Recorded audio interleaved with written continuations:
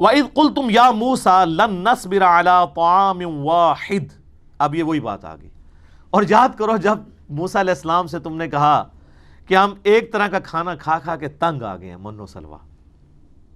فَادْعُ لَنَا رَبَّكَ يُخْرِجْ لَنَا مِمَّا تُنبِتُ الْأَرْضِ، تو اب دعا مانگیے آپ اپنے رب سے کہ وہ ہمیں اس کھانے میں سے دے جس کو زمین اگاتی ہے.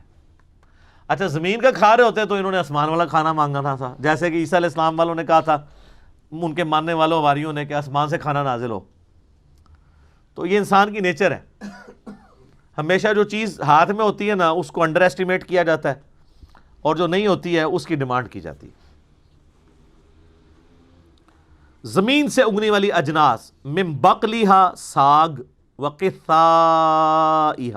اور ککڑی، وفومہا اور گندم گیہوں، بعض نے اس کا ترجمہ یہ لہسن بھی کیا ہے، تھوم، کیونکہ فوم کا لفظ بھی استعمال ہوتا ہے عربی میں، اس کے لیے فوم سے ہی تھوم بن گیا.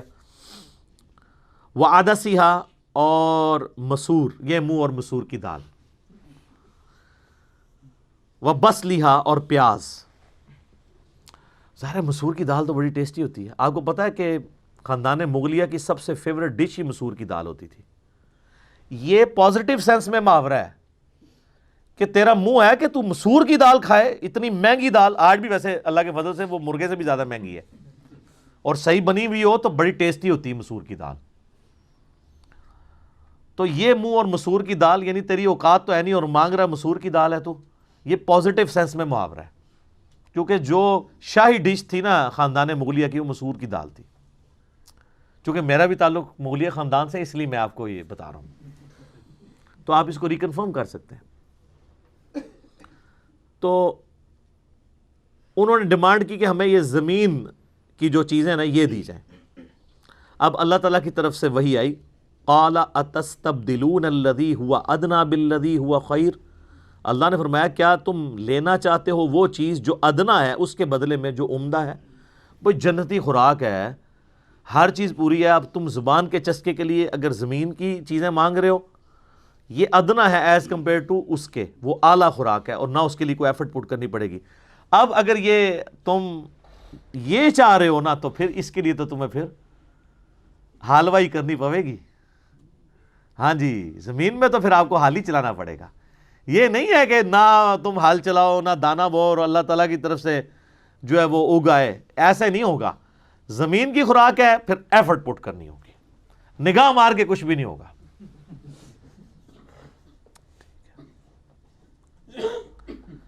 اہبطوا مصر، اچھا اب اتر جاؤ زمین میں. فإن لکم ما سألتم، تمہیں اس میں ہر وہ چیز ملے گی جو تم نے مانگی ہے. یعنی ظاہر اگانا تو اللہ نہیں ہے نا، تم ہل چلاؤ زمین میں، بیج بو، محنت کرو، اللہ کی طرف سے بارش آئے گی، اریگیشن کا انتظام ہوگا. اور شام آپ کو پتہ ہے ویسے اریگیشن کے اعتبار سے بڑی فٹ جگہ ہے سٹل ابھی بھی. تو اللہ تعالیٰ تمہیں خوراک دے گا. اب تم نے جو ہے نا وہ کمٹمنٹ کے ساتھ زمین میں کرنی ہے محنت. اب چونکہ انہوں نے اللہ تعالیٰ کی جنتی خوراک کو ریجیکٹ کر کے اور ادنا خوراک کی طرف توجہ کی، اب اللہ تعالیٰ کا عذاب کا کوڑا اس پہ بھی آیا. یہ دوسرا یونیورسل ٹروتھ آ رہا ہے. اللہ اکبر. وَضُرِبَتْ عَلَيْهِمُ الذِّلَّةُ، ہم نے ان پر تھوپ دی ذلت، والمسکنہ اور غربت. غربت سے مراد ہے یعنی غریب الوطنی پھر ان کے لیے لکھی گئی کہ آپ ٹھیک ہے مشقت اٹھاتے رہو، اب قیامت تک کے لیے اپنی محنت کرو. وَبَاءُوا بِغَضَبٍ مِّنَ اللَّهِ، اور وہ مستحق ہو گئے اللہ کے غضب کے. کس لیے ہوئے؟ ذَلِكَ بِأَنَّهُمْ كَانُوا يَكْفُرُونَ بِآيَاتِ اللَّهِ، اس لیے کہ وہ اللہ کی آیات کا انکار کیا کرتے تھے. اچھا یہ مجھے بتائیں اللہ کی آیات کا انکار کیسے کرتے تھے؟ وہ ہے ہی مسلمان تھے. تو یہاں کفر کا لفظ آیا، ہمارے یہاں پہ ہم کوئی آیت کافروں والی پیش کریں کہتے ہیں کافروں کے بارے میں، ہمارے بارے میں نہیں. اور سر کفر کا عربی مطلب ہے انکار کرنے والا. جو بے نمازی ہے وہ مسلمان ہو کے بھی کافر ہے، اپنے عمل سے وہ انکار کر رہا ہے. اس لیے مسلم میں حدیث ہے کہ بندے کے کفر اور شرک اور ایمان کے درمیان فرق نماز ہے.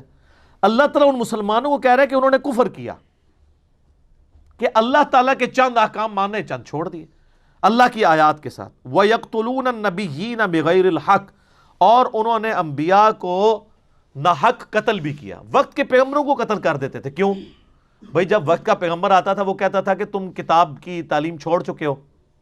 حضرت زکریا علیہ السلام کو قتل کیا انہوں نے، یحییٰ علیہ السلام کو قتل کیا، ایون عیسیٰ علیہ السلام کو قتل کرنے کی سازش کی تو اللہ نے ان کو زندہ آسمانوں پہ اٹھا لیا، کیونکہ عیسیٰ علیہ السلام ان سے میٹھی میٹھی باتیں نہیں کرتے تھے نا۔ عیسیٰ علیہ السلام تو یروشلم میں جاتے تھے، ہیکل سلیمانی کے اندر جا کے جہاں علماء یہود تھے، اور وہاں جا کے کہتے تھے کہ تم لوگوں کو تو کہہ رہے ہو حرام خوریاں نہ کرو، خود سب سے بڑے حرام خور ہو۔ سر یہ بات کون سنتا ہے؟ اور یہ دیکھ لیں یہ اتنی سخت بات ہے کہ وقت کا پیغمبر، اور پیغمبر خود یہودی پیغمبر، حضرت عیسیٰ علیہ السلام یہودی نسل تھے، یہ بھی نہیں تھا کہ کسی دوسری جگہ کا پیغمبر تھا، ان کی اپنی نسل سے تھے۔ انہوں نے جب مولویوں کو کہا تم حرام خوری کرتے ہو، انہوں نے کہا قتل کرو اسے۔ اگر وقت کا پیغمبر صحیح بات کرے تو مولوی جو ہے اس کو قتل کرنے کی سازش کرتے ہیں، تو مجھے آپ کو کدھر چھوڑنا ہے انہوں نے؟ لوگ کہتے ہیں جی اتنی امت تھی، حسین کیوں قتل ہو گئے؟ سر یہ تو قرآن بتا رہا ہے نا حسین کیوں قتل ہوئے۔ جب بھی کوئی حق کی بات کرے گا اسے اس طریقے سے قتل کیا جائے گا۔ جب وقت کے پیغمبروں کو یہ لوگ قتل کر دیتے تھے تو پیغمبروں کے جانشین کو قتل نہیں کریں گے جو انہیں بتائے گا یہ سچائی ہے یہ برائی ہے؟ اس امت نے بھی دیکھے کتنے بڑے بڑے علماء کو قتل کیا۔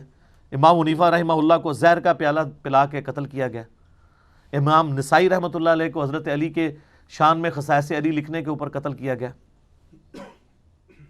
اسی کو میں نے فکر حسین کا نام دیا ہے کہ آپ چاہے اکیلے ہیں، کوئی آپ کے ساتھ نہیں ہے، آپ سچائی کے لیے کھڑے ہوں اور قتل کر دیے جائیں، آپ سید الشہداء ہیں۔